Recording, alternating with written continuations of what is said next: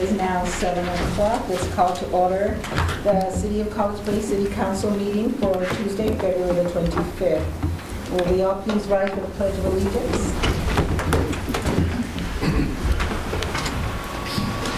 I pledge allegiance to the flag of the United States of America and to the republic for which it stands, one nation, under God, indivisible, with liberty and justice for all. Councilmember Bobbitt would like to say a few words to start us off this evening. And let's bow our heads. Dear Father in heaven, we pause now to invite your presence here to be with this council tonight as we go about our discussions and our decisions tonight. We just simply ask for your presence. We pray in Jesus' name, amen. Amen.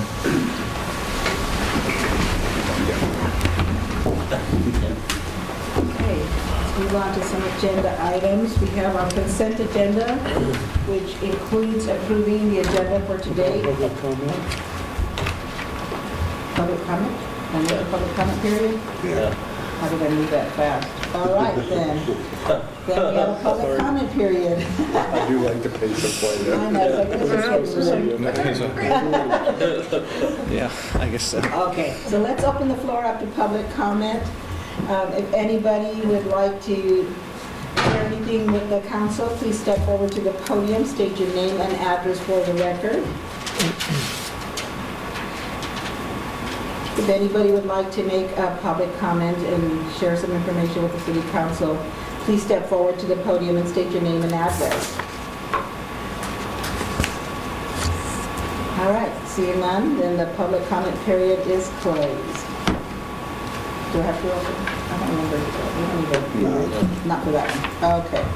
I'm getting ahead of it eventually. Now let's move on to the consent agenda, which is approving today's agenda, which is February 25th, 2020, and approving the council minutes from February 11th, 2020.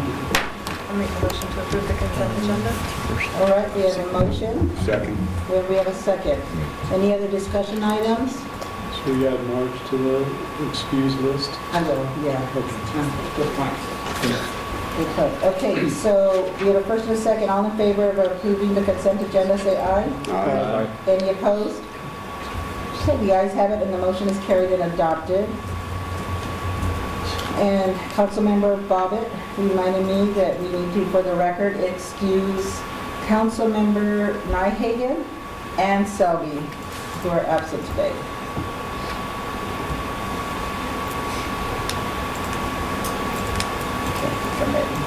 All right, let's move on to the presentations. Chief Winter for the Fire Department report.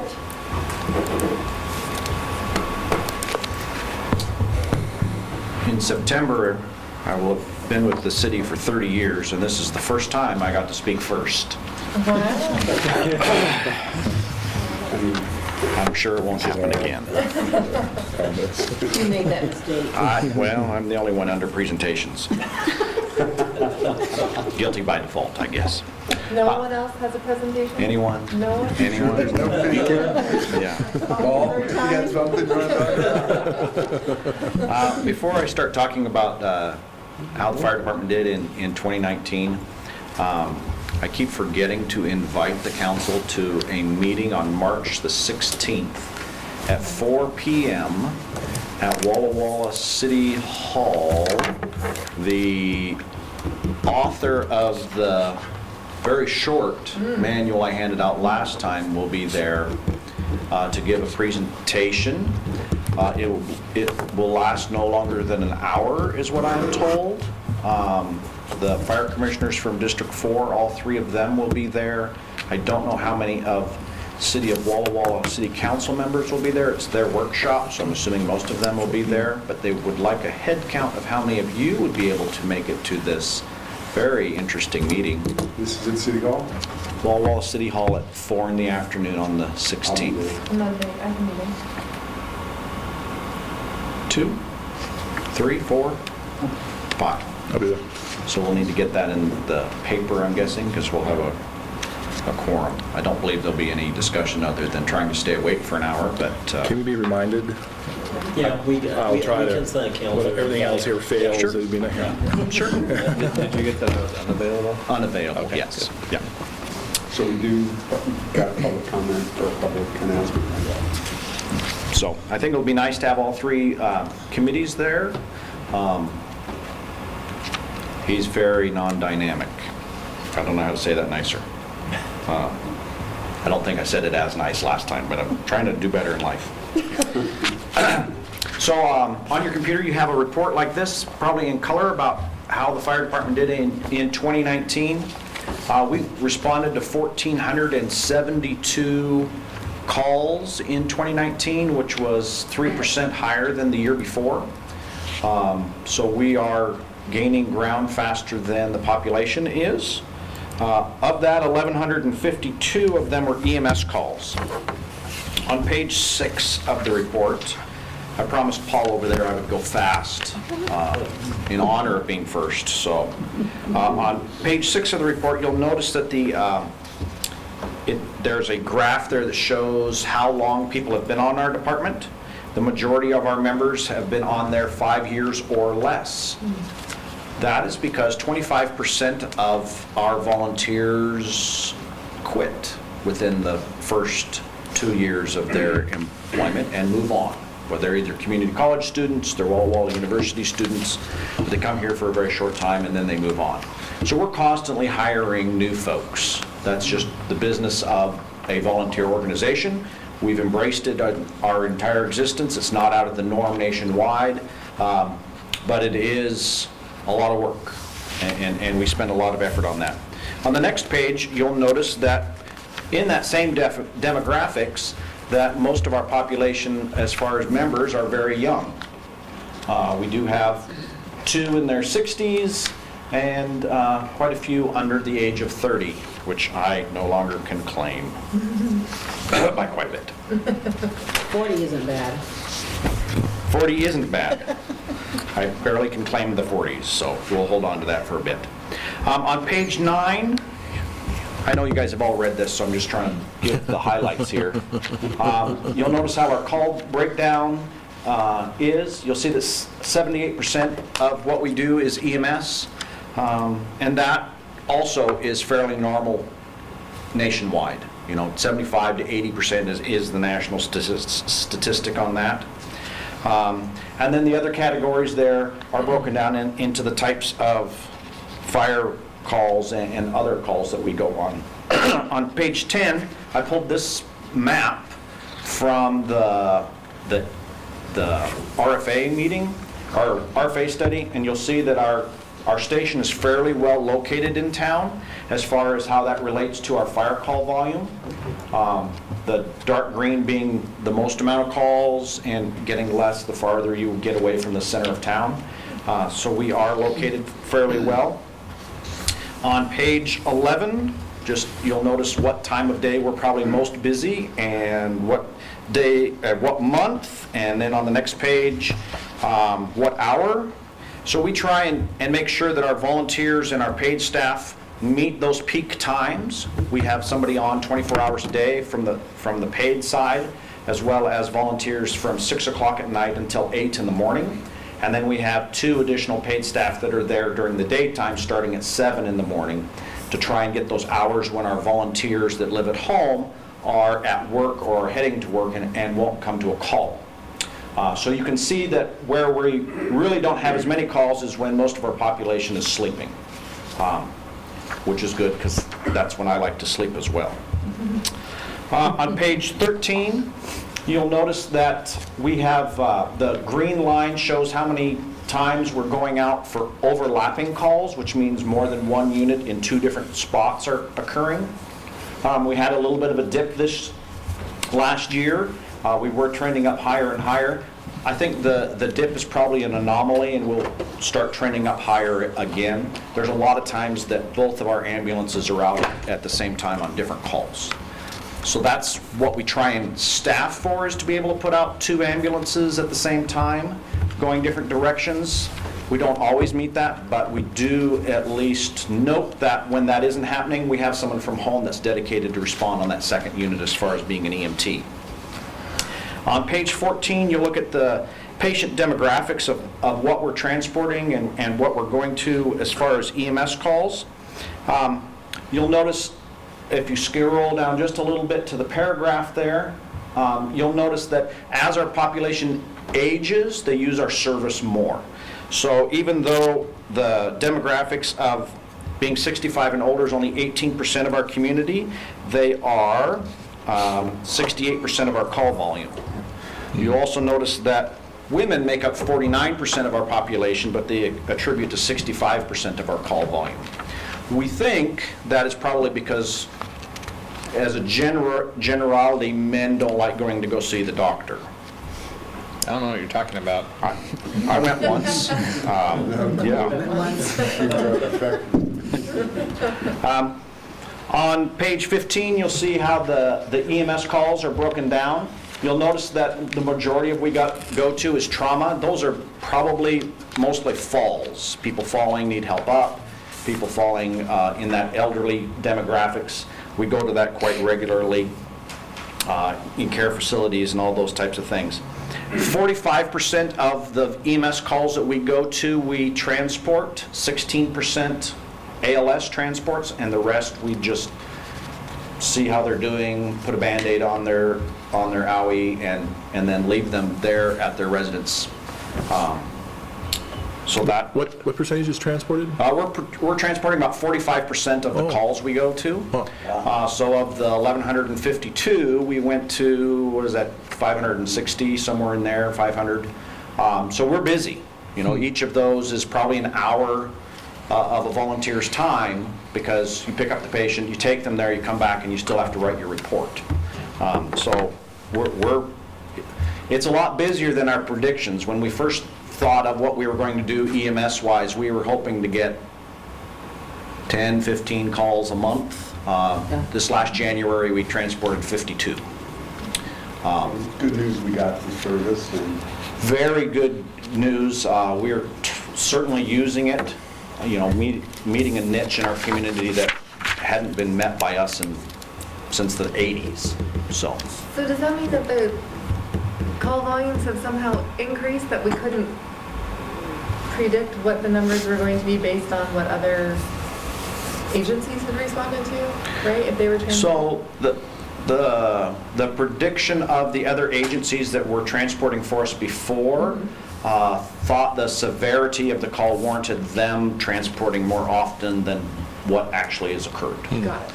So the national average is of all calls, you know, so that, you know, rural, city, we take all those together, 18% of those are ALS calls, and the rest are BLS calls, the basic. So them transporting the 16% is pretty close to the national average as far as what, when you call into dispatch and they triage the call, they seem to be triaging that pretty well to what, you know, national average would be. so do we only transport BLS with our units, right? Correct. We don't have any We paramedics. don't have the license. Yep. And looking at that we're taking 45% that are BLS calls, I don't know if it warrants today to have a paramedic there for that extra 16%. I don't know if that's enough call volume to keep their skills up as far as starting IVs, administering drugs, those types of things. The triage system is working well between the BLS and the communication with Walla. What are your thoughts on that? So when you call in with your chief complaint, the dispatcher starts asking questions, and it's like a decision-making tree, and it determines who's going. Sometimes that's just us, sometimes that's both of us. We go no matter what. Sometimes they join us depending on the patient isn't breathing, is having difficulty breathing, CPR is in progress. Those types of calls they're going to come to. And that's working well? Very well. Yeah.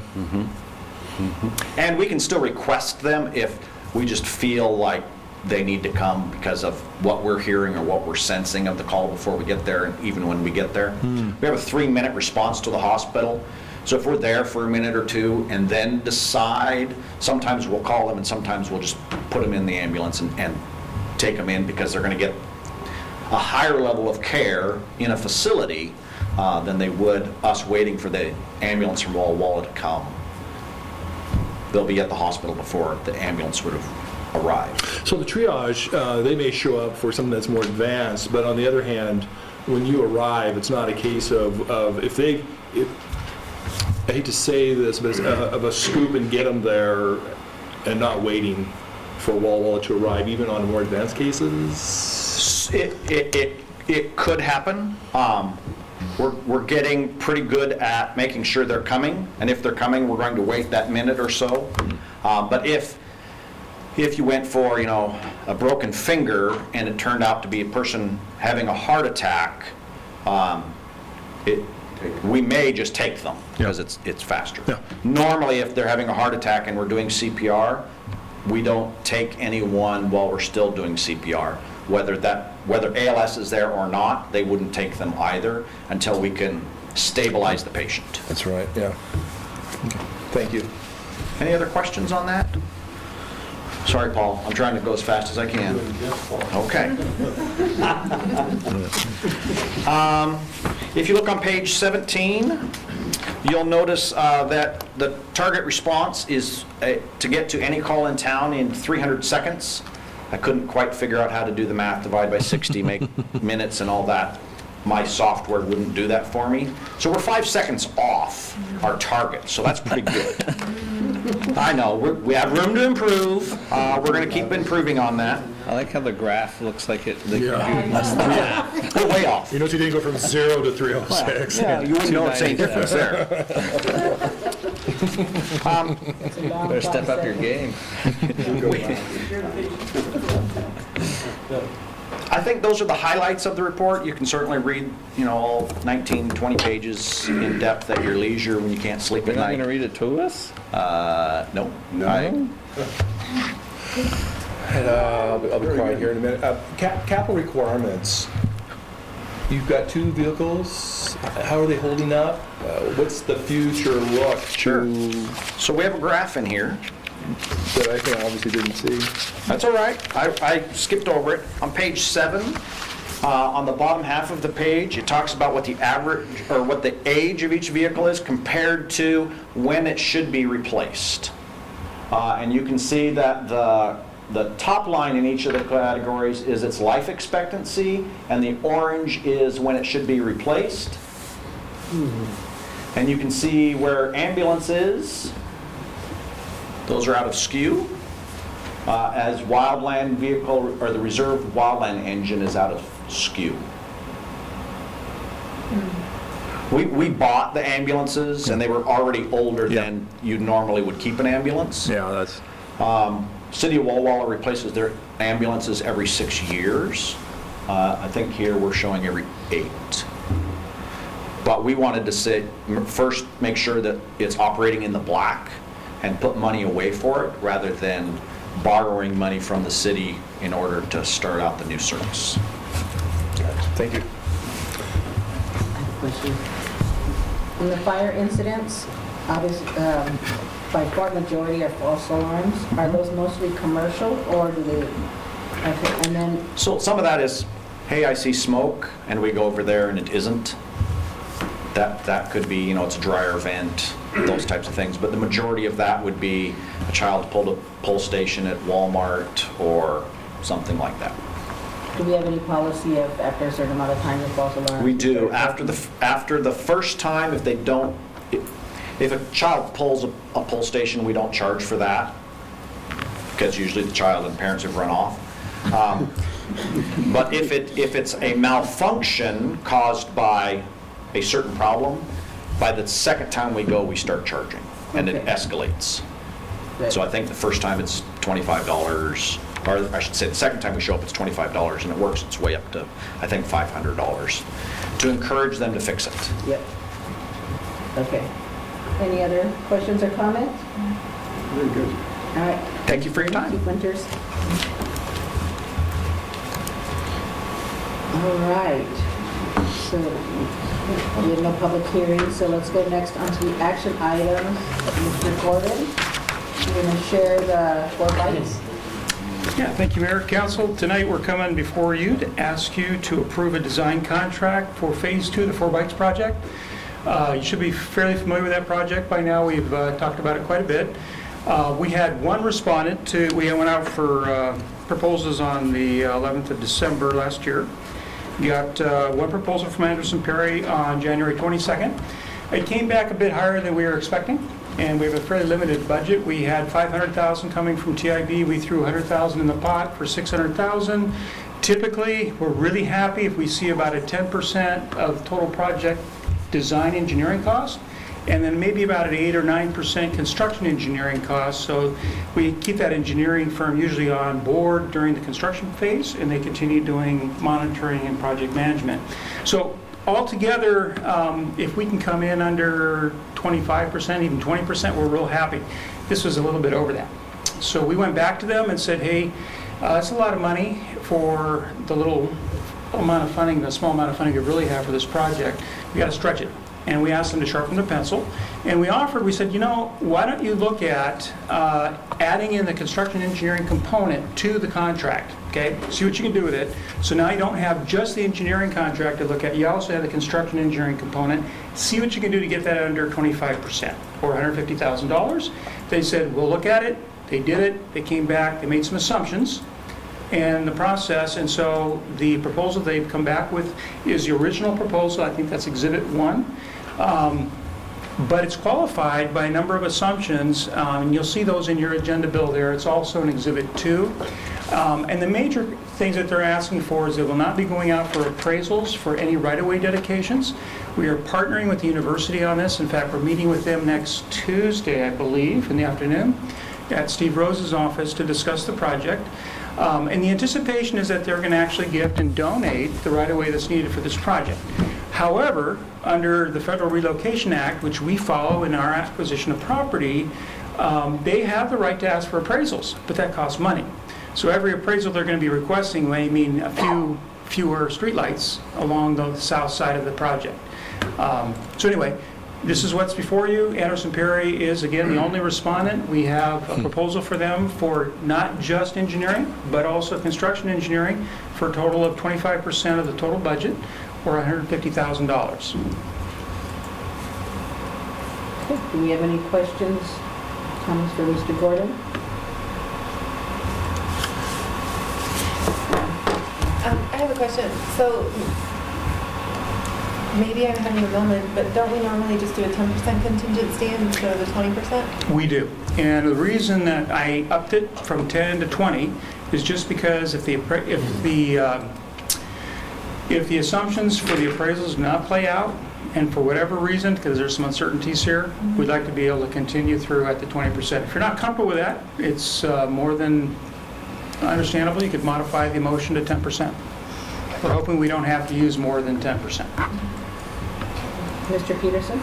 The streetlights, after our construction on Main Street, did we have an inventory of lights after that we were able to use on that street? Is that my understanding? We kept, I think, a couple extra, and Paul can probably speak to this a little better. I don't know if we have any in stock right now. We kept 2 or 3, and we already used a couple of them.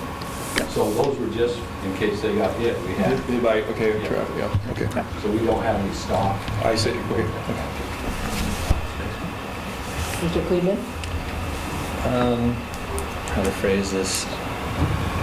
Under what conditions would we consider, like, I guess rejecting the bid and going out again? We could. Part of the challenge is we only had one respondent. It shows maybe a less than Courteous. a level of interest that we'd like to see in the project. We could always do that.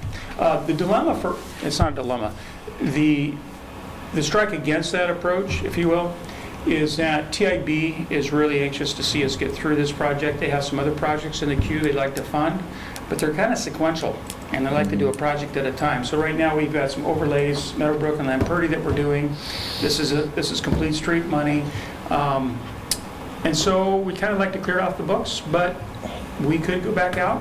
I'm not sure we'd end up with a lot better results. One of the advantages of using Anderson Perry is they did do the previous phase just down the street, and it worked out very well. I would say from a construction standpoint, we're very happy with that. There are some challenges in this particular project. The tunnel is underneath the south side of the sidewalk, so they're actually designing a cap for that or making sure it works. There's some right-of-way issues in terms of where you put those lights with respect to their trees and their right-of-way dedications, and they're also doing that parking lot, so we're kind of coordinating. Anderson Perry is also doing the parking lot for them at the gym. You know, I'm talking about right off 4th Street to the south. If you go along that street, they no longer have the diagonal park or the straight-in parking they used to have. Now they have an area behind that will become handicap parking. And Anderson Perry has been retained by the university to do that as well. So there's some value to having them on board, but we could always go back out. That's always an option. Well, based on what you're saying, it's sounding like, the best thing to do is just move forward. Yeah, at least you made a good case for 25%, yeah, 25% I'm comfortable with what we're seeing. That's why we offered that. That reduces the uncertainty for them.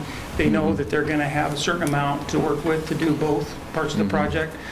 That kind of pulls the price down a little bit. So, Okay, thank you. Appreciate that. Any other questions or comments? Mr. Cleveland? I'd like to motion to authorize the mayor or city administrator to execute a contract with Anderson Perry for $150,000 for engineering, property acquisition, construction engineering, and material testing services for the 4 Bikes Phase 2 project with a 20% contingency for a total not to exceed the amount of $180,000. Okay, we have a motion. Do we have a second? Second?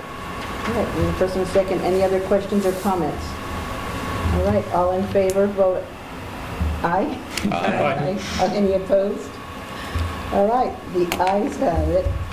The motion is carried and adopted. Thank you. yeah, thank you. So you can tell I have voting on my mind. All right, Mr. Rizzatello, we're going to talk about curb. Thank you.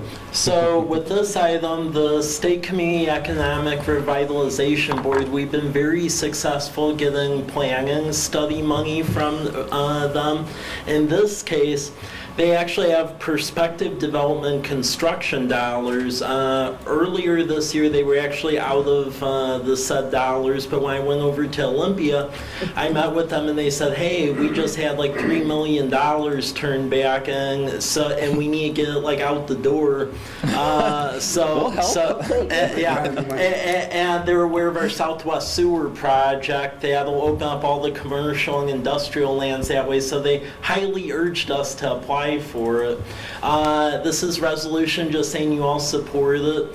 How this process works is turn in the application to them, they review it, then their staff will recommend what percentage grant, what percentage loan they'll give. It can go all across the board.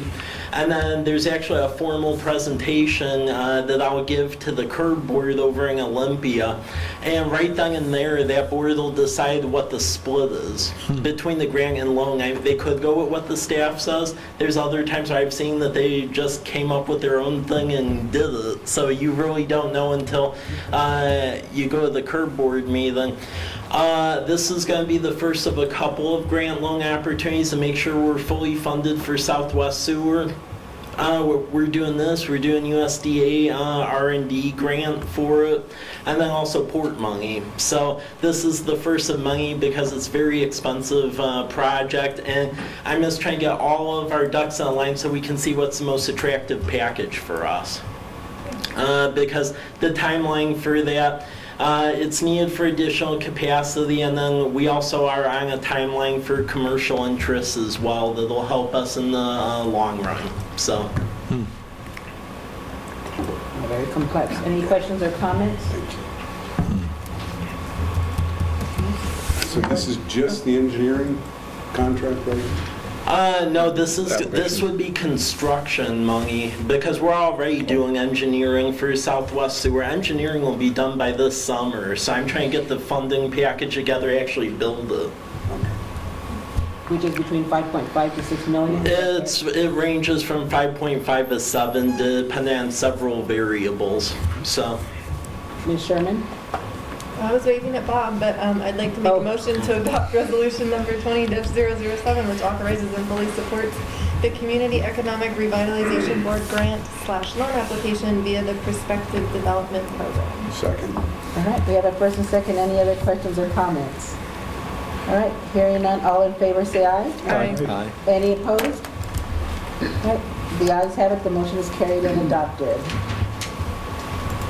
All right, Mr. Rizzatelli, Department of Corrections.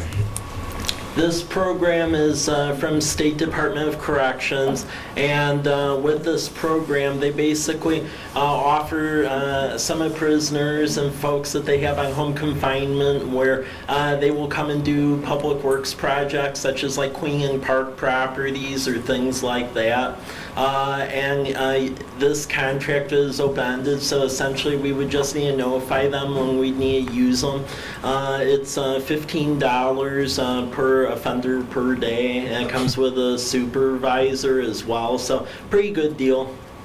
And it helps with public works to augment staffing in the summertime. All right, do we have any questions? I'm glad you responded to this, because we got several group emails. This is going to Well- pertain When this we need it all the email. time. Well, the funny thing is we already work with them on a work group at the wastewater treatment plant, and I thought that's what they were talking about because I contacted them. I'm like, we already use you over there, but apparently they have another class of offender, which I didn't know about, and that's what this is. So these are folks that aren't in jail all the time, they're on home confinement, and they classify them differently. What kind of projects are you thinking we might be able to use them for? Maybe some maintenance out on parks and rights away. That Sherwood Trust Group that's helping with the 12th Street Parklet, get some of that set up. Minor things that don't require like a lot of specialized skill out in the field that we don't have this staffing to do normally. So I do have another question. Oh, No, please, no. do you know if this is something that the person is required to do? Are they supposed to do some community time or work service time, or? That in talking with him, yeah, they are supposed to do. The folks in this program are supposed to be doing Okay, that. so this helps them Yeah. meet the requirements of their Yeah. sentencing. And they provide like tools and other things to help. We would have to handle essentially debris removal, but as far as like tools to do cleanup and so forth, they handle all of that. And they provide a supervisor too, so. Mr. Peterson, did you ever? No, I just, I move to approve proposal with State Department of Corrections Class 5 Community Restitution Program. Second. All right, we have a motion and a second. Any other questions or comments for discussion? All right, hearing none. All in favor say aye. Aye. Any opposed? All right, the ayes have it. The motion is carried and adopted. Okay, up next is Mr. Hartwig discussing the authorization to purchase a used dump truck.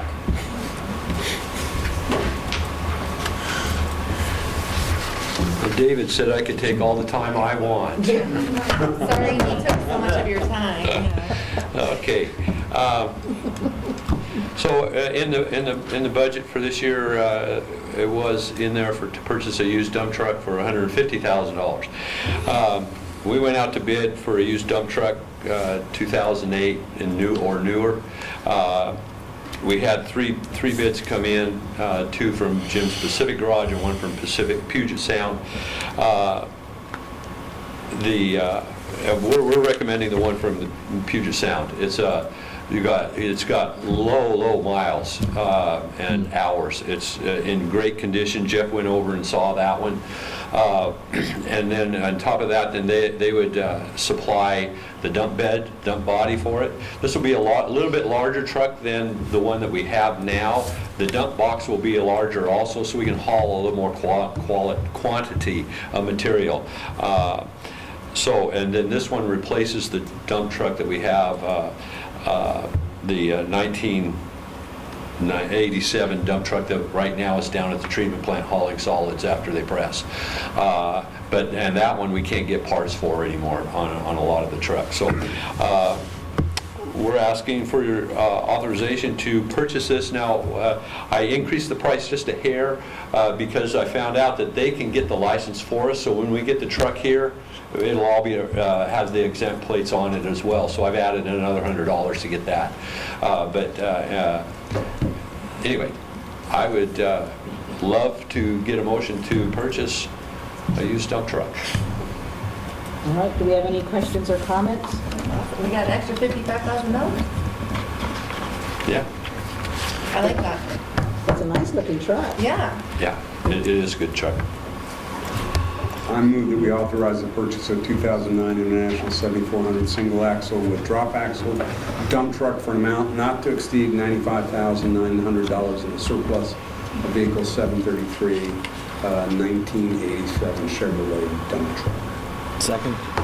All right, we have a first and a second. Any other discussion items or questions? So will you bring it in for show and tell when it comes? Yeah. Thank you. Yeah. Sure.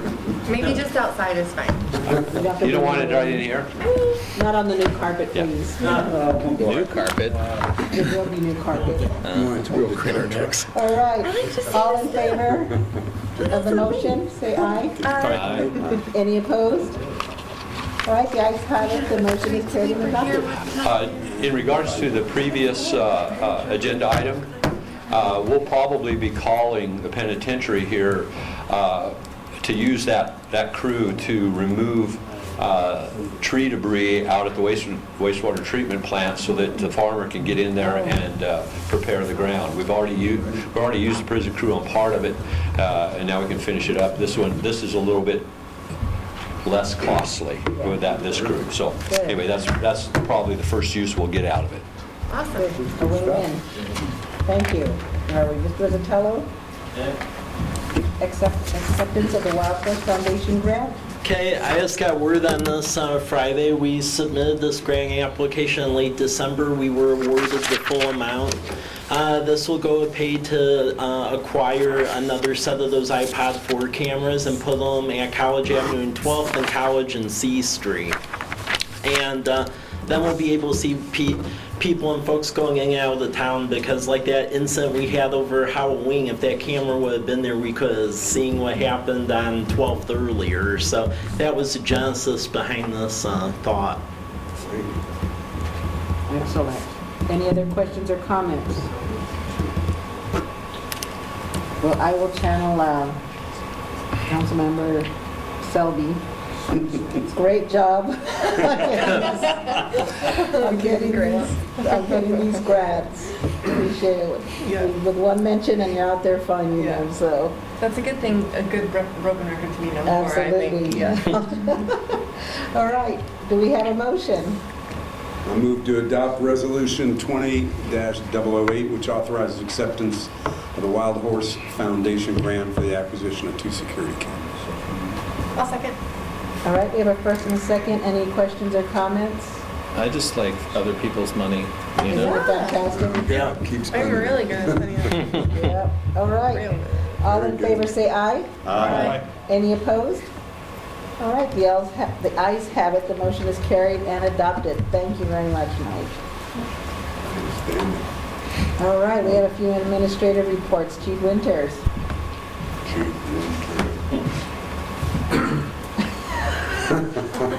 Sorry, we were talking fire trucks. I said, can I have that $50,000? He said, sure, take it twice. Saved it on dump trucks. What was that fire truck? He'll give you the dump. You can go get it from him, too. Well, yeah, that's, He'll give you the dump truck too. we put out a house fire with a backhoe, we can do something with a dump truck, I'm sure. I'm here to answer any questions you might have had as you perused this in your waking hours. If not, Quick question, are we going to have a working session where we can dive into this? Because my list of questions might be fairly long. That's a good idea. So And I don't have the report with me tonight, so. I'm totally happy to meet with you one-on-one or entire group, probably after we listen to the presentation by the author. After March 16th? Right. I would That's a think. good idea. Yeah, so we could do Or do you that. have questions before that meeting? I'm willing to wait. I don't think this is going to get acted on anytime soon, so by all the communities involved. It's just, there's a lot of questions about, I've still only read the conclusion part, the last 30 pages or That's the whatever. good And 600 It's the best part in a mystery novel, too. I think, I would like somebody to lay out for me what the impact to our community is. It seems like this is a substantial increase in cost without a increase in service that I can see. I have talked to some fire department in Walla Walla about why they think this is a great idea. I'm just uncomfortable with what I saw in that report, so I'd like to at least have some time to talk about it. Sure. And I'm willing to go to the presentation first. It's just, there's a lot of questions on this. There's a lot of stuff to digest in there, just on its own, so. Yeah, it's a bit excessive right now. Would this be To me, it was more of how do you integrate 3 fire departments in a model that's different than ours, and so I'm uncomfortable just starting to wing those from here. Sure. After that meeting, the 16th, would this be a workshop? Is this appropriate for that type of Yeah, we venue? or- could have that at the April workshop, which would be right after the March meeting. I mean, the reason that I had Chief Warren put on the agenda tonight is if there's Yeah. questions that would help, that you would want to know prior to that meeting, Yeah. then maybe we could inform right now where it would help understand it better. But you can also feel free to reach out to them. I mean, so the first one, the simple question I would ask, what's the impact to us on cost of fire services of incorporating this document? It appeared to be substantial. So we gave the alternative proposal because we saw that it was really, really expensive. If you follow in here, it's a 78% increase in what we're currently spending on fire service today. That's, in my opinion, not doable. That's kind of a deal breaker. I mean, that's a lot of money. So there is that alternative handout, and those are just ideas. I mean, until we saw this, none of us had come up with dollar figures or anything like that. So even the one we presented externally to this, I mean, you got to be able to pay for it. So this guy's going to present, the gentleman is going to present the report Correct. as it's constituted, but the intent is that you guys are going to, the departments are going to work together to come up with alternatives, I'll say, that would allow us to gain some economies of scale and efficiency. Yes. So I think we're looking at what is step one, how much time should step one be allowed to see if that's going to be successful, and step one may not incur any cost. Do you know what step one is? It's probably putting the 3 training officers together in one office. That makes sense. Step 2 is probably going to be put the prevention guys together in one office so that we're not Makes sense. scattered out. Once again, no cost. But does that mean we give it a year? Do we give it 6 months? Do we give it X amount of time? And let's start, I don't want to say chipping away at it using a golf term, but, and at what point do we make a decision of this doesn't make sense for us and we'll bow out gracefully, or this is really working, this is fantastic, and we're going to keep going? We need to set those benchmarks, and that has not been happening yet. So the cost drivers seem to be capital that Walla Walla has in taking it. Personnel and capital, yeah. People are the most expensive resource that we have. We need robots. The meeting was interesting. There are financial pressures also, and so, That's, yeah. Fire So, service is expensive. If you put NFPA on it, it's really expensive. For voter approved, it'll be interesting to see where that,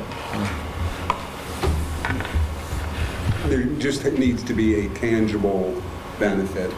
I mean, in looking at the outline, it seemed like District 4 makes a lot of sense. Just saying.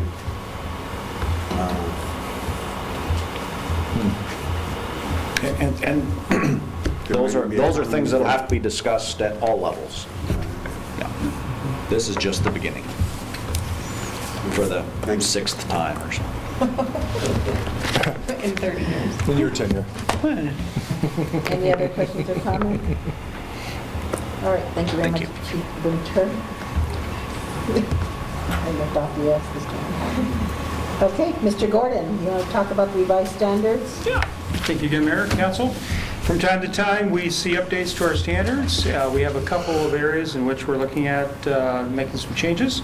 This is just informational. We'll probably come back to you. I think we'll probably come back on a consent agenda item next time, which you could move to an action item if you feel necessary. But I want to give you an overview. There's really 4 areas that we're looking at, making a few changes in. Street section updates. In a minute, I'll call on John Rickard, if it's okay with the mayor, and bring him forward to maybe explain a little bit of the background where they went with the planning commission on that. Also parking lot standards, really not a whole lot of changes there. We're just moving them out of your code into our city standards. So we're just making kind of an administrative change, bring them into our standard document. And then also we have some stormwater standard changes that we're contemplating. Our city attorney was kind enough to represent us up in Spokane at a meeting just, what, a week and a half ago?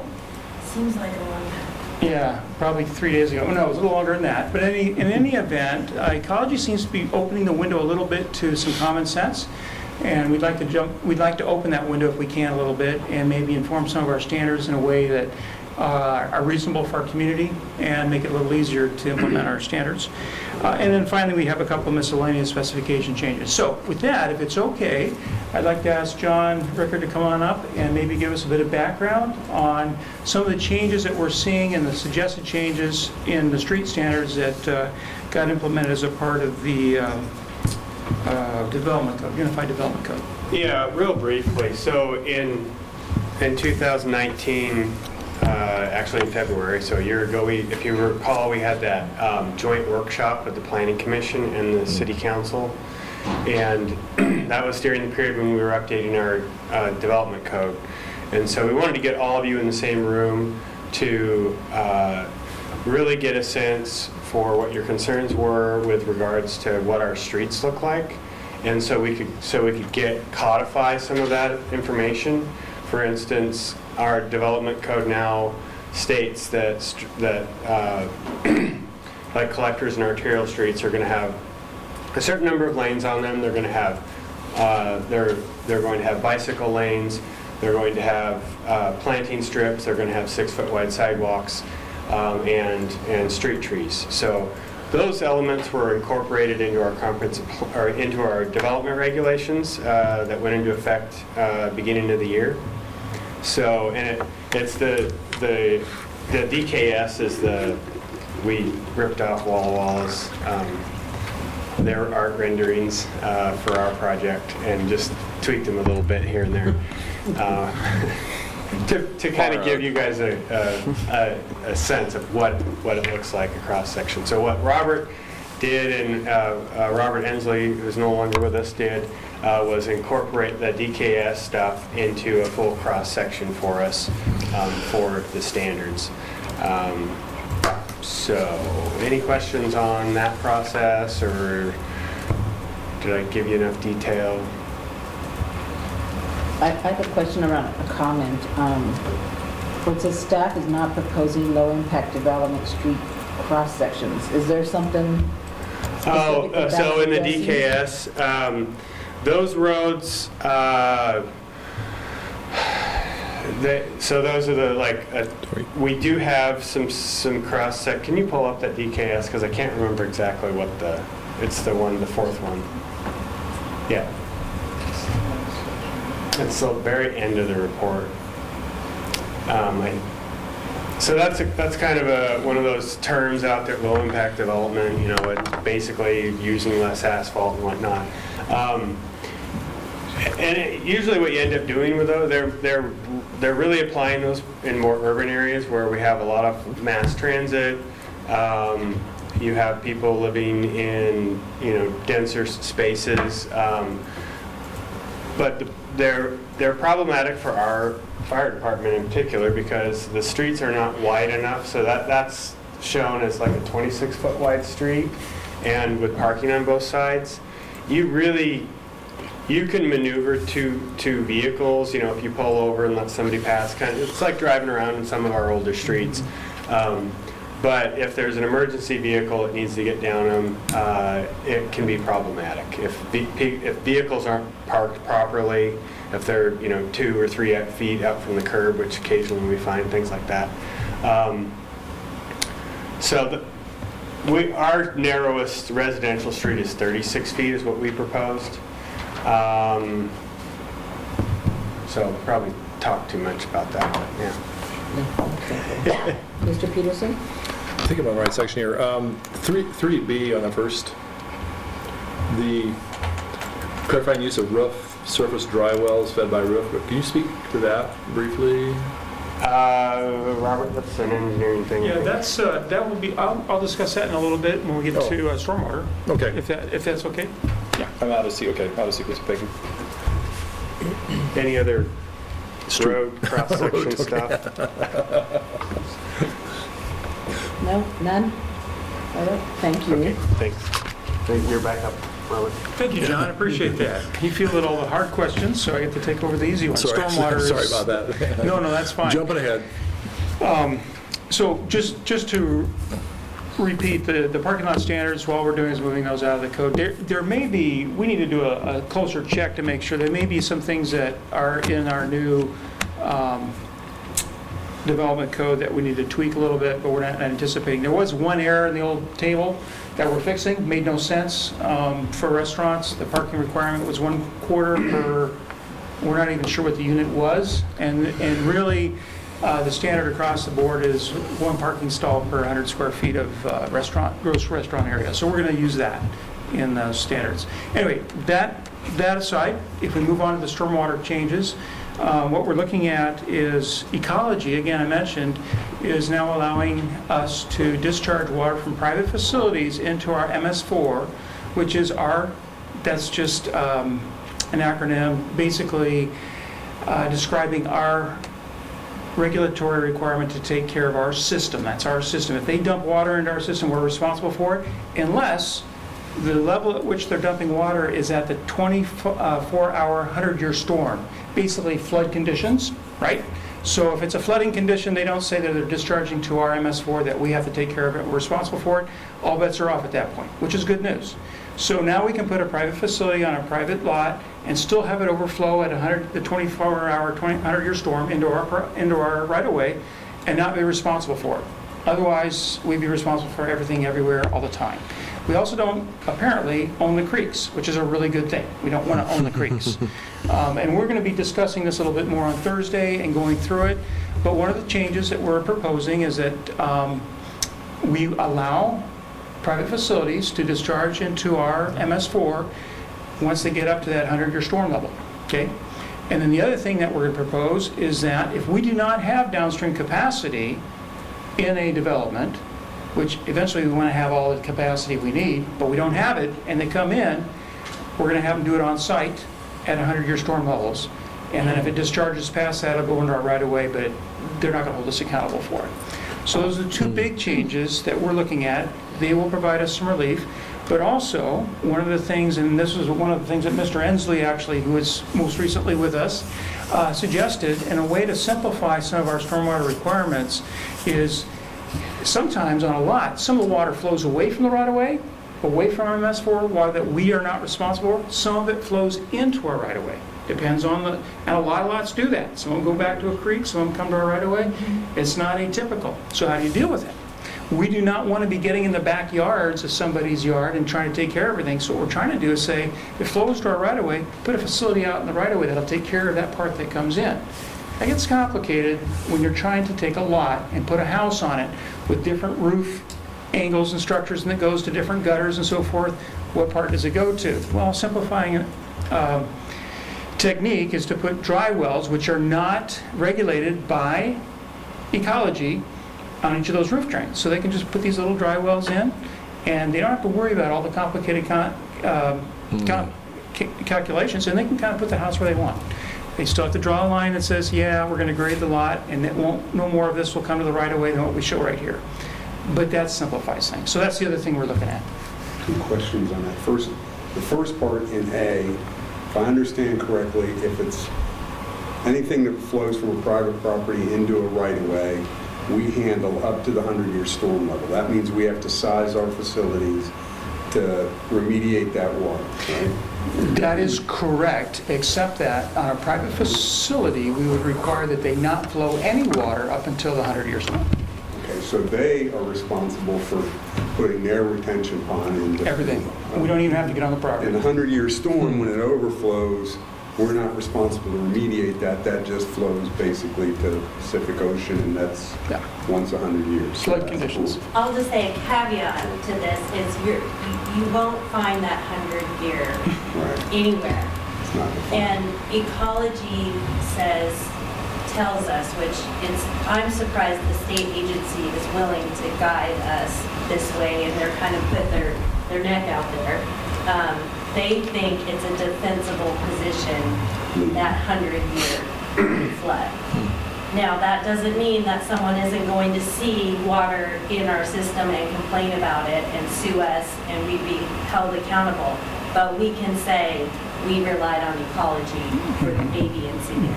So there have been cases in the past where ecology gave the rubber stamp and the court said it wasn't good enough. But everyone in the room seemed pretty confident with that standard.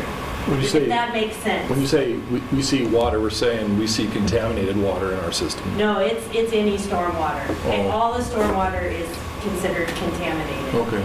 Just because it runs off roofs, it runs down.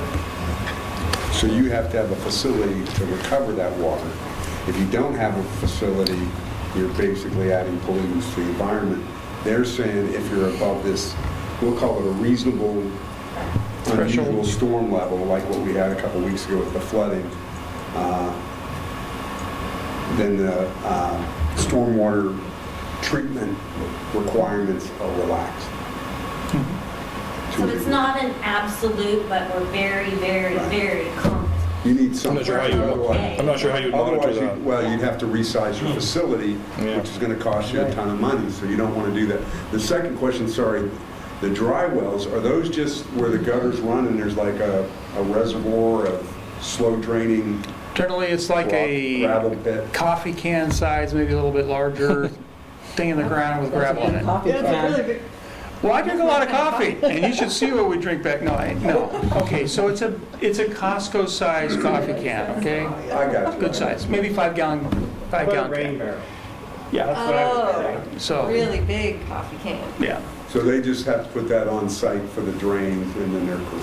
And then we don't care where the roof water goes, because it goes into those drains, Which slowly and recovers and is remediated. it's not regulated. Stormwater. They consider it's not unregulated facility, so we don't worry about And it. you can go, they recommend you go check when it's dry season, because if it's wet, you have a problem.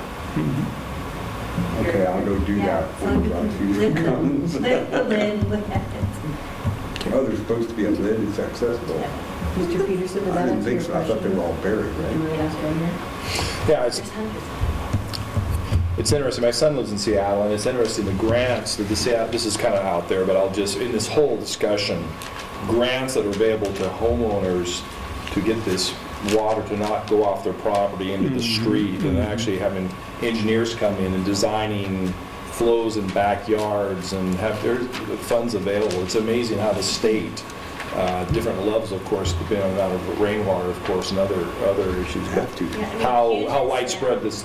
is basically from stormwater runoff is Yeah. why you can't eat the fish. It's not from boats or industrial. Yeah. It's Yeah. runoff. The biomass in Puget Sound is 90% jellyfish, which, when you think about that, should be very Anyway, scary. yeah. Big deal. And that's all stormwater.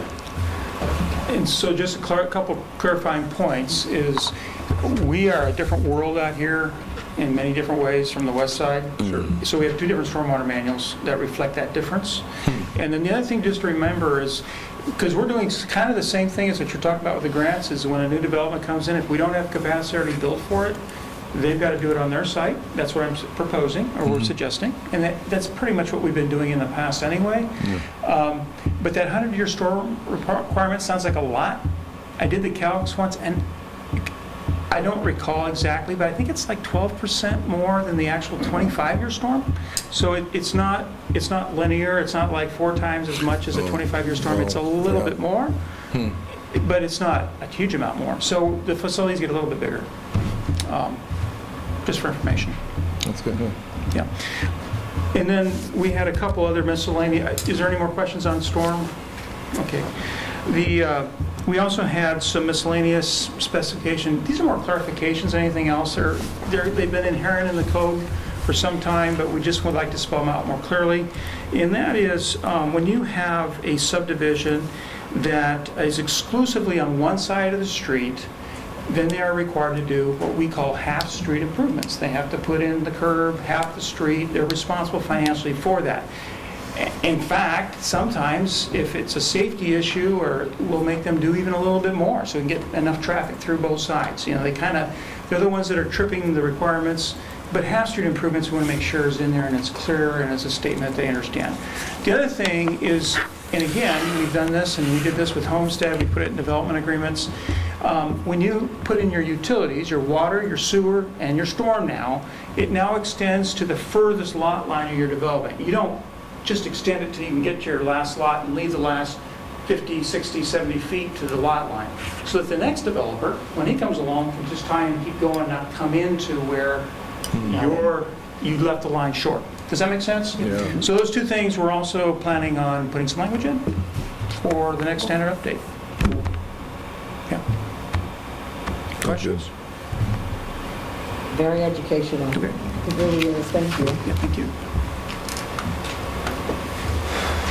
All right, so you have some informational reports just to review. Do we have any other items up for discussion? Hearing none, do we have a motion to adjourn the meeting? So moved. Do we have a second? Second? All in favor, say aye. Aye. Any opposed? All right, with that, the motion is adjourned. The meeting is adjourned. The motion is carried and the meeting No is one's adjourned. listening. Let's just go home. We talked about going out.